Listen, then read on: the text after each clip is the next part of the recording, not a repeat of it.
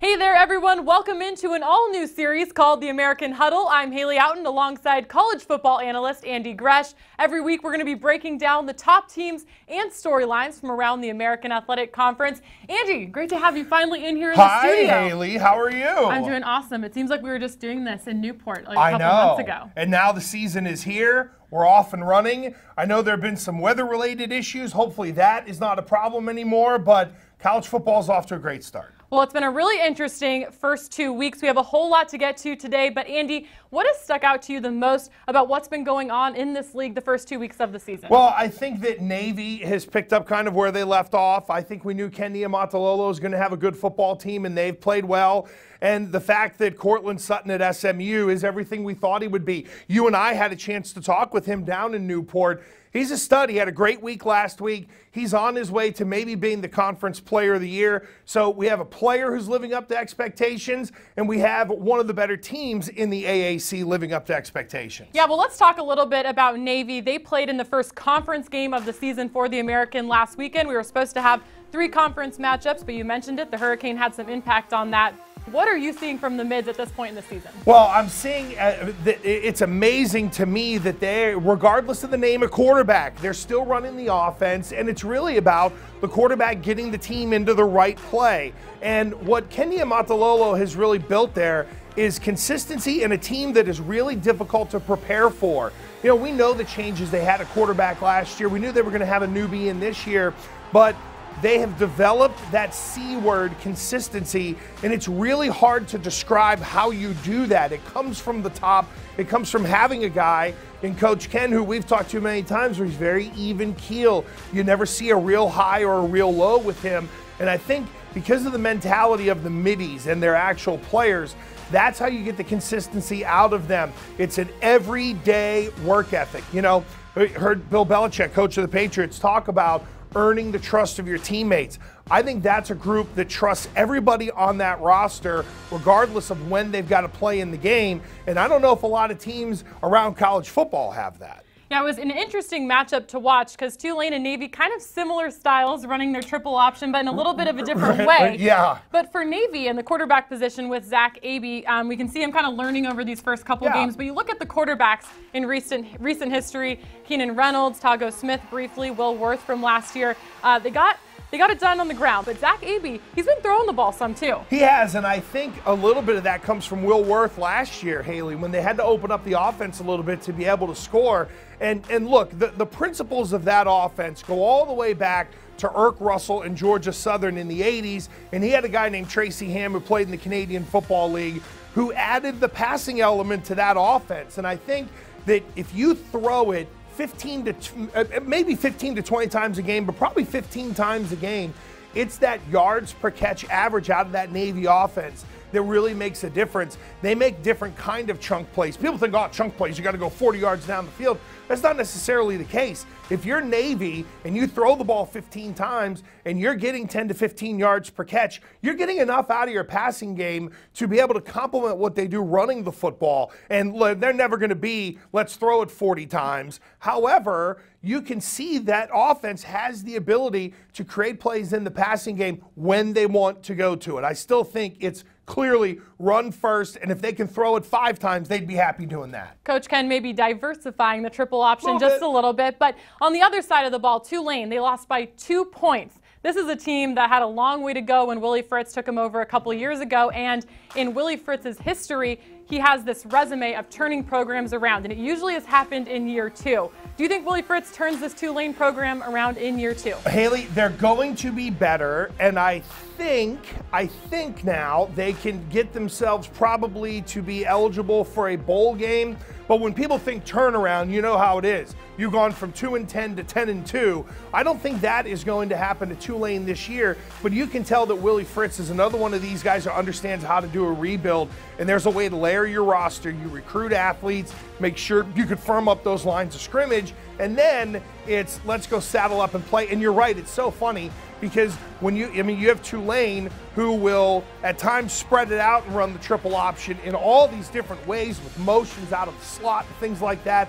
And then you have Navy where it looks like they packed them in all tight, and it's, wait a minute, why is the guy running 65 yards down the field? So there are different ways to run that triple option, but I do believe in what Willie Fritz is doing down there. It's just going to take him some time because you have to stock the cupboards before you can go win. And they have a tough test coming up this weekend. We'll get to that in a little bit. But moving on, another team that has some rebuilding to do this year is Cincinnati. Head coach Luke Fickell has taken over this program, and they had a tough test this past weekend. They went to the Big House, Michigan. Tough game on ABC at noon. Now, Andy, for Cincinnati, they kept that game close until the fourth quarter, and really in the end, 2 pick sixes kind of ended up being the difference maker. Yeah, and they were there, and I think for Luke Fickell, that's a big step forward. Look, when you go to a place like Michigan, okay, and you're playing in front of 105,000 people, and you're in the early part of your season with a new head coach, everybody is still learning the head coach. The coaches are learning the personnel. So there's a real evolutionary process that's going on that you have to take into account. And not that moral victories are going to be good enough for Luke Fickell, don't get me wrong, but when you take your team there and you're in it going into the fourth quarter, you learn about your football team. And even though it was a loss, I'm sure Luke Fickell looks back and says, okay, here's what I learned about my guys this week that I'm going to be able to apply down the road. And we're so impatient now in college football. It's, well, they brought in this big name guy, so they should go win 10 games. That's not the way it is. He's got a rebuilding job to do, and he's going to build it a little bit like Willie Fritz. They're going to build it in their vision. But that fourth quarter, while it all fell apart on them, the fact that they were in it in the fourth quarter is a big step forward and a tip of the cap for the kids at Cincinnati, because that team, Michigan, arguably is going to be in the Final Four and have a chance to win a national championship. Well, Cincinnati, Luke Fickell learning a lot about themselves here early in the season, and another team kind of looking to learn a little bit about who they are. A lot of new faces is Tulsa. Head coach Philip Montgomery, they had a tough loss in week 1, so it was interesting to see how they were going to bounce back in week 2, and I think it's safe to say that they did, especially that offense. Andy, they looked pretty good last week against Louisiana. They did, and I think last year they established the baseline of here's what we can be offensively. And I think there are some teams, not only in the AAC, but across college football, where it's, okay, let me recruit to my league. Let me figure out, and the AAC's got a lot of offense, and look, it's why the folks at UConn went out and got Rhett Lashley, because you got to be able to score in this league to win. And to me, Tulsa has the ability to do that. I think Montgomery's done a great job there, and I don't want to say they picked up where they left off from last year, but it's very evident to see that the gains they made offensively last year have carried over somewhat into this year, and then it's time to just expand it and continue to grow. New face at quarterback in Chad President, but a returner, and we knew he was going to do some big things this season, and he already has. D'Angelo Brewer, the co-offensive player of the week, along with another guy who is lights out this season already, Cortland Sutton from SMU. I mean, Andy, this offense the past 2 games has been unreal. Yeah, Sutton's the real deal. His ability to separate, the ability to high point the football. And again, going back to you and I, our conversation with him, he's a good kid. He's got a good head on his shoulders, and I think he's got good perspective on what is in front of him. Hey, his level of play may play above the win total for SMU this year when it's all said and done, but that kid is special. He will play at the next level. I think he's got the inside track of being the conference player of the year, in my opinion. But what we saw over the weekend was just amazing. And the other amazing part of it is the level of consistency with which Cortland Sutton plays. Everybody knows he's good. Everybody knows they got to stop him. Nobody can do it yet. We talk about rebuilding, and a guy who's done a pretty good job at rebuilding his program is SMU head coach Chad Morris. He took this program over in 2015. Now, if you remember, back in 2014, this was a team that looked like they were going to go winless that season, and they came up to UConn, pulled off a win in the last game of the season. But Chad Morris has doubled his win total every season. That's going to be a tough task to do this year. Right. But, I mean, what can you say for him as a head coach on what he's done and just continue to show signs of progress every single year? And I think you're still seeing it now. Haley, I think the biggest thing that he has a handle on is how to recruit the state of Texas, okay? Because there are going to be high-end kids coming out of the state of Texas every year, and they're going to go where they're going to go. But a lot like the state of Florida and the state of Pennsylvania, there are a lot of other kids that are there where you say, okay, let me bring them in, let me give them 3 hots and a cot for a year, I'll put weight on linemen. I'll find a way to help guys get faster. I'll physically get them to the point to where it's almost like that prep school year in a way. You know, when I was coming out of high school, I had a chance to go to prep school, and I was like, no, I don't want to do it. So I'm 17 years old walking in to play FCS college football. I probably should have taken the extra year. And I think he can find kids. He'll get the kids who have the ability to come in and play right away, but he knows those pockets in Texas to where I'll find me some linemen, I'll find me some running backs, and again, has the opportunity to sit them down, let them get better, then put them out on the field.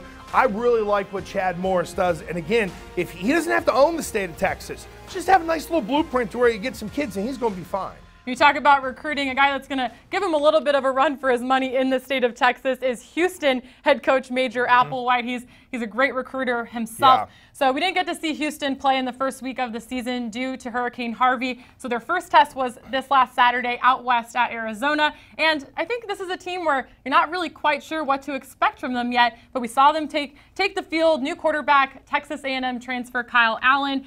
Seems like there's still some learning and adjusting going on there, but I think what stood out, which was what we expected, was Houston's defense and the name that I think we've said 1,000 times already this preseason, Ed Oliver. Well, when you have the ability to rely on your defense, they say defense travels, and you need that early on. And look, I think that whole situation down there, if we're to kind of separate the football for a second, those are kids that are dealing with it as well. I'm sure they've got family members in certain situations. They're dealing with some of the hardships with all the weather across the country. But let's remember, too, everybody recruits the state of Florida. There's a ton of Florida kids playing everywhere in college football. And look at what happened to that state the past couple of days. So I think for Houston, you want that dress rehearsal, because I was always taught, well, among the biggest gains you're going to make is from week 1 to week 2 as a jump as a football team.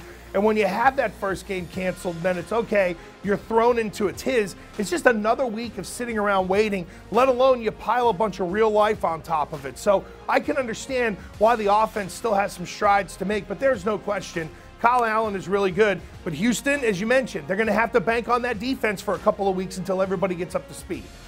Ed Oliver named the American Defensive Player of the Week, by the way. So, Andy, this weekend in Houston, a very emotional matchup that will be taking place, Rice versus Houston. These people have gone through a lot the past couple of weeks, and what better way to kind of take your mind off of it for a second than heading to a football game? Right, and we'll see how Houston responds here. We talked about Kyle Allen and that offense really, I would say almost ad nauseum leading into the year. So they got a game under their belt. We'll see how he progresses. You mentioned Ed Oliver. That guy's a beast in the middle. And I think you're right. When it comes to the emotion, when it comes to everything that people have been through, you need a gathering place. And that's what you're going to get in Houston on Saturday against Rice. And at the end of the day, for Houston, you've got to shelve the emotion. You've got to feed off of it at the beginning, but then at the end, you got to make sure that it's about football and not let your mind start to wonder about all of the events of the past, really, 2 weeks. Well, the Battle of the Bayou Bucket on the line in that one. Just one of many prizes that can be claimed this weekend in a series of rivalries being played in the non-conference portion of the schedule. But moving on to some of the other great games we can expect here in week 3 of the college football season. USF was supposed to play last weekend at UConn. That game was canceled due to Hurricane Irma. They'll be back at it, though, this Friday night against Illinois. Andy, this is a team that we've spent quite a bit of time talking about leading up to the season. I mean, I think between Quentin Flowers, Charlie Strong, a ton of big names associated with this program, and the offensive numbers that they put up last year, they've had kind of a slower start, I think, than people anticipated the first couple weeks of the season. What do they need to do to kind of get out quicker? Running the ball and to get off to a good start will definitely help. Let's remember they lose Marlon Mack, who was a fantastic part of their offense, and Flowers can only do so much. And I've been pumping up Cortland Sutton, but there's your other guy who's got a chance to maybe win the Conference Player of the Year, and that would be Flowers. But to me, Haley, they got to get off to a good start. Then remember, they had defensive issues last year. We talked to Charlie Strong in Newport, and he said, I got to get this defense fixed. So how do you do that? Get off to a fast start, score some points, and just go let your quarterback go be great. And luckily, they got a great one in Flowers. Well, another great quarterback in the American is one from Memphis. He has a tough task ahead of him this weekend. Going to need a really solid performance from the Tigers, but I would say this is definitely a battle of the quarterbacks out of UCLA. Josh Rosen has a ton of Heisman conversations surrounding him, and then the returning quarterback for Memphis, Riley Ferguson. What's going to be the difference maker in this I one? mean, who gets the ball last, in my opinion, Haley? It's going to be high scoring, I think. And if you're Riley Ferguson and this Memphis offense, you say, hey, there's a Heisman candidate walking through the door. We know what UCLA is all about and how they won at least one football game this year. But at the end of the day, it's about the quarterback play in this game. And Riley Ferguson has all of the tools, and Mike Norvell's done a good job of keeping that offense really playing at a pretty high level, even after Paxton Lynch went to the NFL. But Rosen's the real deal. If you're Ferguson, you want to try to go toe-to-toe, and hopefully the guys around Riley Ferguson want to help him rise to that challenge. But, Haley, to me, it's you get the ball with 2 minutes to go and a couple of timeouts, look out, it's going to be fireworks. And for Riley Ferguson, we've only seen him so far in one game this season. Memphis was a team that was supposed to also play last week at UCF. That game was also canceled, so we've seen him in one game so far. In that game, it was an absolute downpour all 4 quarters. So he hasn't really had a chance to get his feet under his belt yet. So we'll see what he has in store for us this weekend on Saturday. That's a noon kickoff on ABC. But another offensive showdown could be between SMU and TCU. Andy, the battle for the iron skillet. I like it. Because you could throw a hunk of meat in the iron skillet when it's all said and done.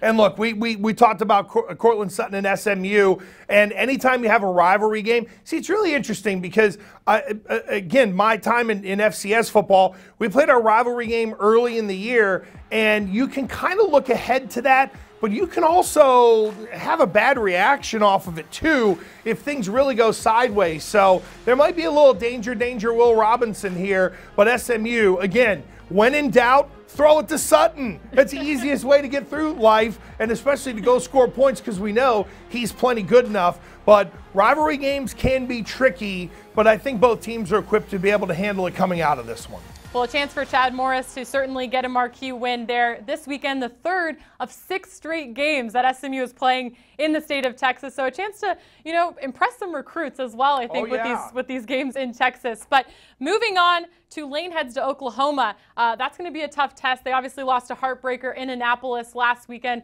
Oklahoma, a team that beat Ohio State this week. Andy, what do you expect to see in this game? What you hope from the Tulane end is that Oklahoma looks at it and says, all right, we literally put the flag in the ground as to who we are and what we want to be.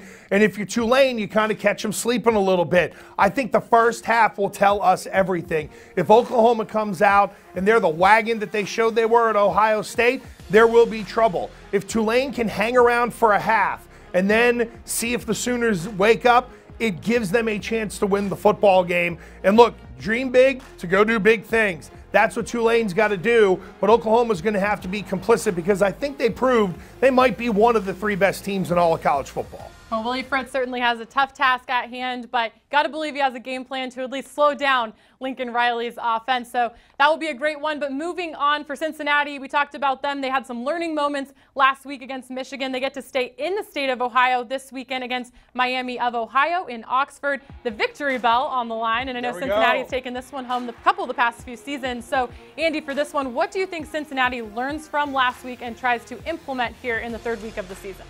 I think if you're Luke Fickell, you sit down with your football team and you say, guys, here's where the breakdowns came in the 4th quarter. Teams have to learn to finish, and that's a big part of finding out how to be a good, consistent football team. Like, to me, Navy is a team that has the ability to finish, and they've shown it over the years, Haley.